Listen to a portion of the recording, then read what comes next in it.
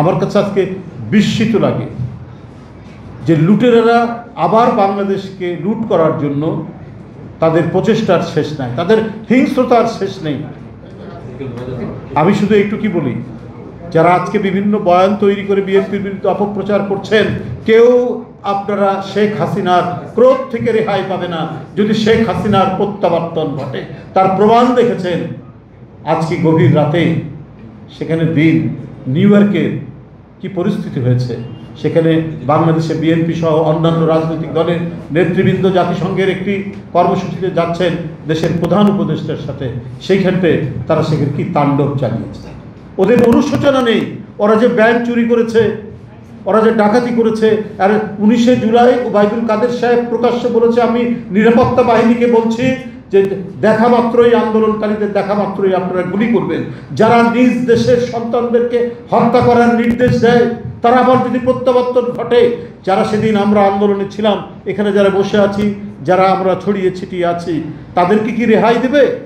আজকে যারা মনে করছেন গোপনে গোপনে তাদের সাথে আতাত করে নির্বাচনী বৈতরণী পার হবেন, তারা কেউ রেহাই পাবেন না।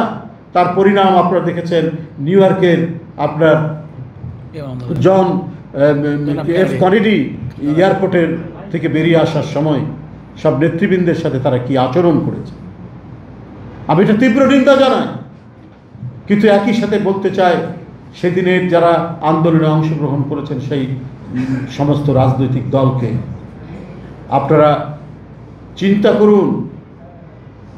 শুধুমাত্র আওয়াজ দিলে সবসময় কাজ হয় না। বান্ডেল থাকলে প্রতি সেনমানিতে টাকা বাঁচবে। বিকাশ সেনমানি বান্ডেল কিনে জিতুন প্রতি লেনদেনে। বড় বড় কথা বললেই কাজ হয় না, উপলব্ধি করে সবাই কিভাবে ফ্যাসিবাদের পুনরুত্থান যাতে না হয়, সে এই গণতান্ত্রিক শক্তির আভ্যন্তরীণ কোনো মতভেদের কারণে তার যদি প্রত্যাবর্তন না ঘটে, মাথার মধ্যে সেই চিন্তাটি রাখবে।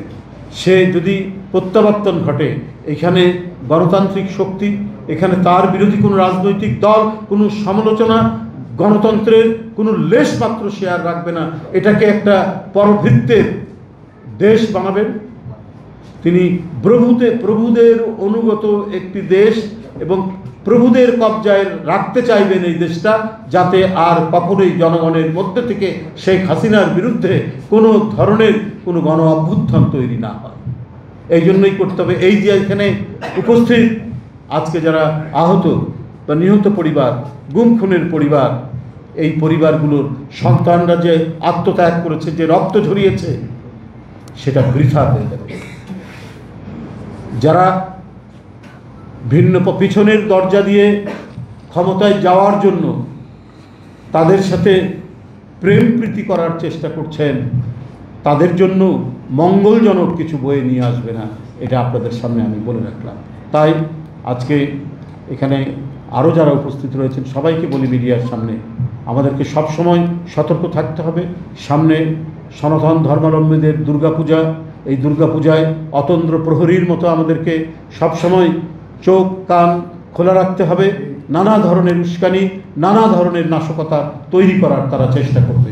তাই বাংলাদেশ জাতীয়তাবাদী দলের সকল নেতাকর্মী, অঙ্গ সংগঠনের নেতাকর্মী, জাতীয়তাবাদী শক্তি এবং গণতান্ত্রিক আন্দোলনের যারা অংশগ্রহণ করেছেন, প্রত্যেককেই নির্ঘুম